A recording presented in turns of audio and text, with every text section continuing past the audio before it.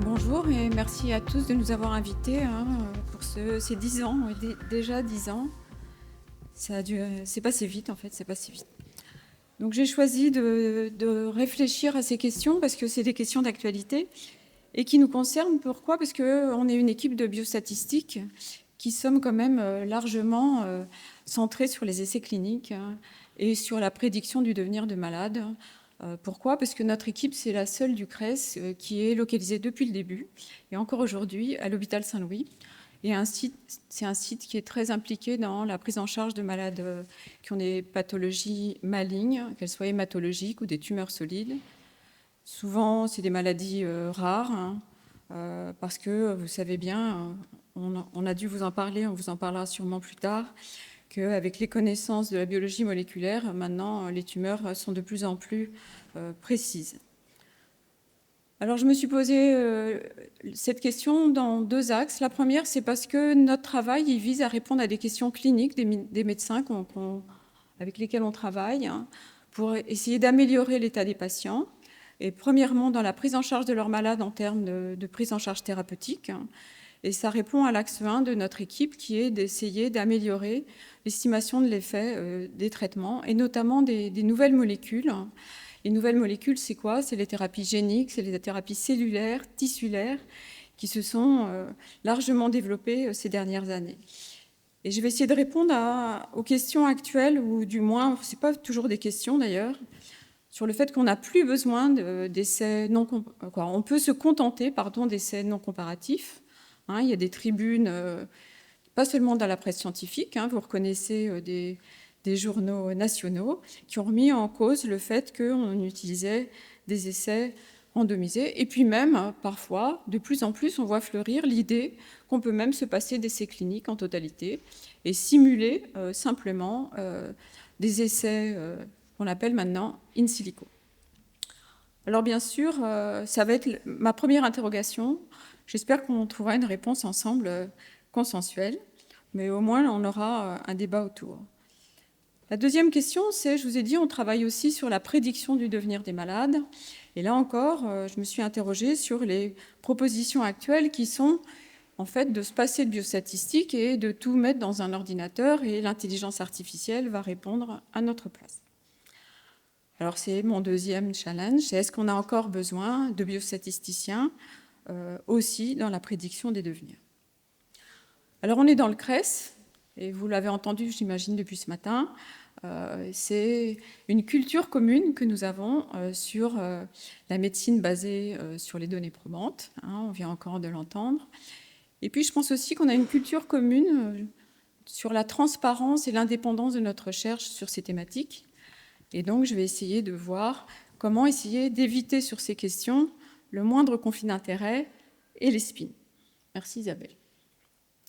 Alors, premier challenge, est-ce qu'on a encore besoin d'essais cliniques? Est-ce qu'il y a encore une place pour les essais cliniques ou randomisés?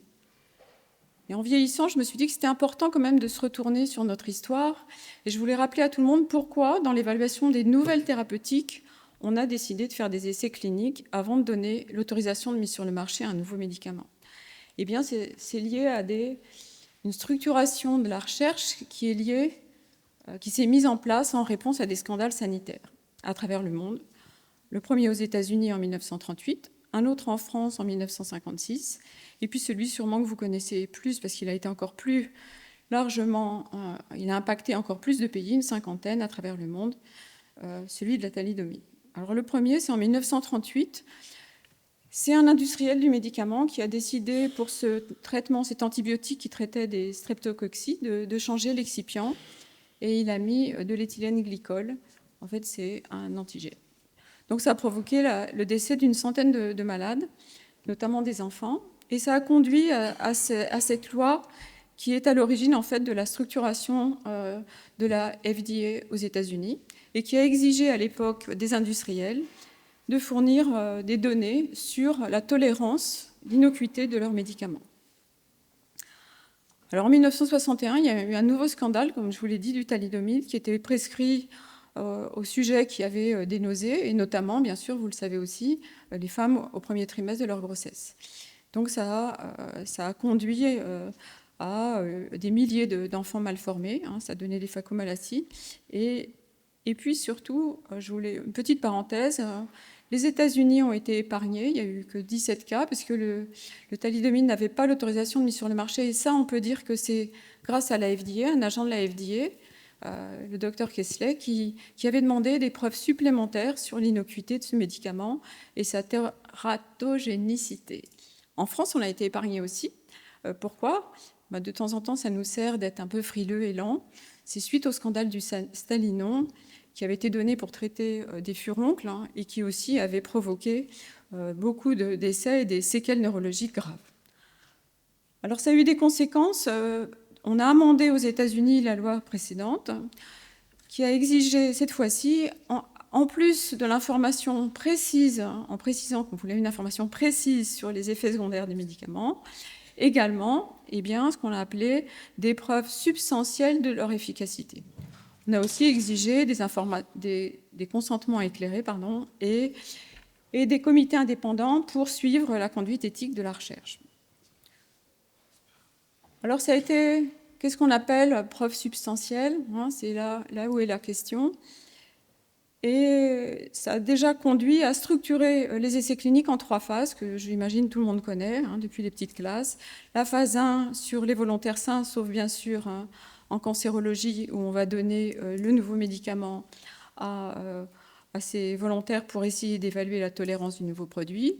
Puis, sur un échantillon un peu plus grand, 2 malades, cette fois, on va évaluer la tolérance et l'efficacité. Et enfin, chercher à prouver l'intérêt thérapeutique et l'innocuité à travers des preuves substantielles sur un grand groupe de patients. Alors, le congrès, à l'époque, même si nous, en tant que statisticiens, on a la fâcheuse manie de penser qu'un essai de phase 3 et un essai randomisé, c'est un pléonasme, c'est faux. En fait, il y a des essais de phase 3 qui ne sont pas comparatifs et le Congrès a laissé à l'époque à la FDA le soin de définir ce qu'il appelait des preuves substantielles. Notamment, on l'explique par la pression qu'avait exercée l'American Medical Association en considérant, et ça n'est pas sans rappeler une certaine tribune que je vous ai montrée, le fait que ce n'était pas à des administratifs de décider de l'efficacité d'un médicament. Il suffisait de voir s'il était utilisé largement par les médecins. Alors pourquoi l'essai randomisé est si important ? Un petit rappel. Je vous rappelle que d'abord dans l'évidence-based médecine, c'est en haut de la pyramide. Et on a très vite dit que, effectivement, ça donnait un niveau de preuve bien plus grand que le jugement d'expert, l'intuition médicale ou même le raisonnement mécanistique. Pourquoi ? Petit rappel, c'est que on cherche en inférence causale à porter un jugement de causalité pour pouvoir attribuer l'amélioration de l'état du patient au seul traitement. Et la façon de faire, ça a été de construire un groupe contrôle qui nous permette d'utiliser les données observées pour estimer ce qu'on appelle le devenir contrefactuel du groupe traité, c'est-à-dire le devenir qu'auraient eu ces malades qui ont reçu le traitement s'ils ne l'avaient pas reçu. L'évaluation thérapeutique, c'est un problème de mesure du conditionnel, et vous comprenez bien pourquoi c'est compliqué. Alors, dès 1970, la FDA a exigé qu'il fallait 2 essais randomisés pour qu'un médicament ait l'autorisation de mise sur le marché. Alors, bien sûr, ça n'a pas été sans poser de problème. Quand une nouvelle maladie a surgi à la fin des années 80, vous êtes trop jeune pour vous en souvenir, mais il a fallu pour éviter d'ailleurs le développement de traitements un peu, qu'on va dire, un espèce de marché noir sur des médicaments qui n'étaient absolument pas évalués, la FDA a procédé à ce qu'on appelle un fast track qui a permis à l'AZT d'être mis sur le marché en 22 mois, contre en moyenne les 10 ans qui étaient nécessaires entre le début et la fin du développement d'une molécule. Et puis, il y a eu des procédures accélérées. Et vous voyez qu'en France, on a suivi, à travers ce qu'on a appelé des autorisations temporaires d'utilisation, nominatives, de cohortes, des accès compassionnels. Tout ça a été assez complexe et compliqué à comprendre, ce qui explique pourquoi en 2021, cela a été structuré par une porte unique qui s'appelle les accès précoces. Alors bon, l'histoire c'est bien, mais est-ce que maintenant on a encore besoin d'essais cliniques après ce que je vous ai montré? Est-ce qu'il n'y a pas plutôt, est-ce qu'on peut surtout pour les maladies rares, les maladies graves, est-ce qu'on a encore besoin de cela? Moi je voulais rappeler que quand même, tous ceux qui disent qu'il faut faire des essais in silico, ce sont des gens qui ne font pas d'essais cliniques, qui n'ont pas accès aux malades et qui, le plus souvent, vendent aux industriels du médicament ces solutions comme un côté, comme un truc magique, quoi. Je pense qu'en plus, le raisonnement mécanistique a montré largement ses limites en histoire de la médecine. Là, j'ai retrouvé un article qui a repris quelques exemples pour l'illustrer. Moi, j'en ai noté qu'un qui est simple et qui parle sûrement à tout le monde. C'est le fait que pour éviter la mort subite du nourrisson, il y avait tout un raisonnement qui disait que si on couchait les enfants sur le ventre, l'action sur l'estomac allait éviter la mort subite. On sait tous, même si personnellement, moi en 5 ans, mes enfants ont fait le tour du lit, que maintenant, il faut que les enfants soient couchés sur le dos. Ça veut dire aussi que ce qu'on appelle une preuve, c'est tout un débat philosophique, ça n'est pas fixe, vous voyez, puisque même là, les choses ont changé. Tout ça pour dire que pour évaluer un nouveau médicament, je pense effectivement qu'on ne peut pas se passer d'essais cliniques dans le cas des ATMP, et notamment en plus parce qu'il n'y a même pas de données. Donc là, j'ai mis en exemple un essai que Lucie, dans notre équipe, a planifié avec un clinicien pour essayer d'évaluer une association de nouveaux traitements dans l'adénocarcinome gastrique en mettant en place un essai bayésien avec des règles d'arrêt en termes d'efficacité et de toxicité pour éviter effectivement d'inclure trop de malades si on a la réponse plus précocement. On s'est dit aussi qu'il fallait travailler en amont de cette recherche et puis essayer de travailler mieux, puisque justement, il y a une grande recherche active sur les phénomènes mécanistiques, sur les cibles thérapeutiques potentielles. On a travaillé avec Raphaël Kitson, et ça fait le lit d'une thèse de sciences co-encadrée par Lucie, dans les étapes de screening de drogue en préclinique. Et tout ça enrichit l'axe 1 de notre recherche. Il y a encore besoin quand même d'essais randomisés. Ça, c'est un débat dont j'ai parlé tout à l'heure, qui présente comme un nouveau paradigme, ce que je trouve quand même incroyable. Je ne sais pas ce que vous en pensez, le fait qu'effectivement, il suffit d'essais simple bras, non comparatifs, pour pouvoir juger de l'efficacité d'un médicament, notamment dans les situations de maladies sévères, rares, etc. Alors, je voulais rappeler que, puisque la FDA a structuré ses accès précoces depuis les années 90, on a un recul suffisant qui montre les limites de ces décisions thérapeutiques basées sur des schémas non comparatifs, si on en avait besoin, qui montrent que, par exemple, sur 300 anticancéreux mis sur le marché, 2 tiers des essais n'avaient pas un design adéquat, et seuls 15% ont atteint le seuil de bénéfice clinique qui est fixé par l'ESMO. Il y a également de nombreuses publications qui montrent que nombre de ces médicaments ont été retirés du marché parce qu'ils n'ont pas prouvé, lorsqu'il y a eu un essai randomisé qui leur a fait suite, une efficacité en survie. Là encore, je pense que c'est un domaine où il y a beaucoup de conflits d'intérêts des laboratoires. J'ai mis en clair les essais qui sont monobras dans ces situations d'évaluation de nouveaux traitements et qui sont promus par les industriels du médicament. Alors, puisqu'on est ici, dans le CREST, je pense qu'il est peut-être utile de revisiter la hiérarchie des preuves de l'évidence-based médecine. Et effectivement, certains ont proposé, et je trouve ça plutôt alléchant, d'augmenter la pyramide en intercalant entre les essais simple bras et les essais randomisés des façons d'améliorer le degré d'incertitude qu'on a sur un essai non comparatif en ajoutant des comparaisons à des bras externes. Et en tant que médecine basée sur les preuves, je me souviens que les données, c'est toujours mieux que des simulations. Voilà. Alors là encore, c'est un domaine quand même, la construction de bras externes, qui est aussi un domaine où il y a des conflits d'intérêts majeurs, où de nombreuses publications qui mettent en avant ces méthodes sont, vous voyez, promues par l'industrie du médicament et par des CRO qui vendent ces méthodes aux industriels.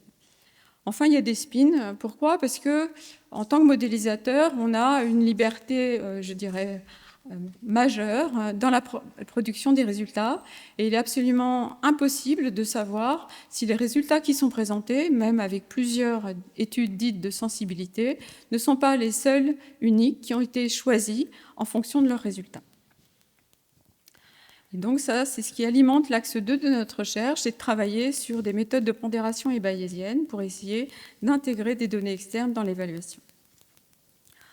Sur les essais randomisés, je pense qu'on peut essayer aussi de les améliorer de façon peut-être plus éthique, pour essayer soit d'actualiser la clause d'équivalence, l'équipoise, entre les bras, qui fait qu'au départ de l'essai, on n'a pas de préférence pour l'un ou l'autre des traitements. On a proposé d'adapter l'allocation, le rapport d'allocation de la randomisation entre les bras en fonction de la réponse observée dans l'essai, ou alors de mieux centrer la population qui va bénéficier du traitement en modifiant les critères d'inclusion, et je pense que Raphaël devrait vous en parler. Enfin, souvent, ces essais sont basés sur des critères qu'on appelle surrogates, intermédiaires du moins, dont justement la propriété de surrogatie, c'est-à-dire le fait d'être capable, en fonction de la réponse observée au traitement sur ce critère, de pouvoir prédire la réponse au traitement sur un critère de survie, n'est malheureusement pas démontré. On a utilisé des méthodes dans le cadre de la thèse de Combaumier, un hématologue de l'hôpital, sur les lymphomes de la zone marginale, pour essayer d'évaluer à travers ces méthodes de médiation comment mesurer la propriété de substitution d'un traitement. Et c'est ce qui enrichit encore l'axe 1 de notre recherche. Enfin, pour finir, même si j'espère déjà vous avoir montré que le rôle du biostatisticien est aussi dans le schéma des études, y compris thérapeutiques, je vais essayer de voir ce qui se passe maintenant en essayant de voir pourquoi le biostatisticien est différent d'un data scientist et pourquoi il y a encore une place pour notre équipe. Alors, en essayant de voir 3 différences que je considère comme majeures. La première, c'est dans nos missions. La science des données, ça n'est absolument pas spécifique de la médecine, de la biologie ni de la santé. Ça s'applique à tous les domaines, on l'entend tous les jours, et ça vise à apprendre des données sans rien connaître de ces données. Le biostatisticien, au contraire, il est complètement dédié à ces questions cliniques, je vous l'ai dit dès le départ, et il vise à répondre à une question clinique, et en essayant d'améliorer à la fois le choix du design et pas simplement l'analyse des données. Les données, justement, elles sont, pour le data scientist, extrêmement abondantes, et on parle de big data, et c'est une réalité. Pour que ça marche, il faut qu'il y en ait beaucoup. En biostatistique, surtout en recherche clinique, surtout dans les maladies rares, y compris en pédiatrie, on est souvent face à des petits échantillons qui ne dépassent pas les dizaines de malades. Deuxième différence que je vois, c'est que, autant que j'en ai compris en écoutant M. Benani, que je vous conseille d'écouter, les sciences des données distinguent l'apprentissage sur ces larges bases de données et puis leur application après pour, par exemple, classer des tumeurs mammaires. Je pense qu'ils ne savent pas faire ce que les biostatistiques arrivent à faire, c'est-à-dire s'adapter, c'est-à-dire apprendre au fur et à mesure de l'acquisition des données et modifier l'analyse. Il n'y a pas de dissociation entre l'acquisition et l'analyse, potentiellement. Enfin, et c'est pour moi la chose fondamentale, je suis toujours surprise que les data scientists prônent comme quelque chose de formidable de ne rien savoir, et que c'est, je vous dis, ça doit être lié à l'âge, de considérer que c'est très bien d'être vierge de toute connaissance pour faire de la prédiction. Je pense au contraire, en tout cas dans le domaine de l'inférence causale, on nous a appris le contraire, qu'il y a une connaissance structurelle qui est importante pour pouvoir apporter, au moins supposer cette hypothèse d'indépendance conditionnelle qui n'est pas vérifiable sur les données. Alors, vous allez me dire que parfois, c'est assez trivial de savoir comment on passe dans le Covid d'une situation sans besoin d'oxygène à des ventilations plus ou moins invasives. Dans le cadre des leucémies aiguës lymphoblastiques, je dois avouer qu'après le traitement d'induction, essayer de savoir quels sont, sur ces transitions, le rôle de ces anomalies génétiques quand on ne dispose que d'un échantillon de 215 malades, je pense qu'on a encore des choses à apporter. C'est ce qui structure l'axe 3 de notre équipe. Enfin, il est temps de conclure.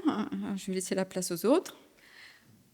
Donc effectivement, moi je pense qu'il faut convaincre tout le monde, pas seulement nous, mais aller dehors, diffuser à la radio, puisque beaucoup de docteurs pensent qu'on n'est jamais que des méthodologistes et que les médecins doivent raisonner comme des médecins et pas comme des méthodologistes. Je pense le contraire.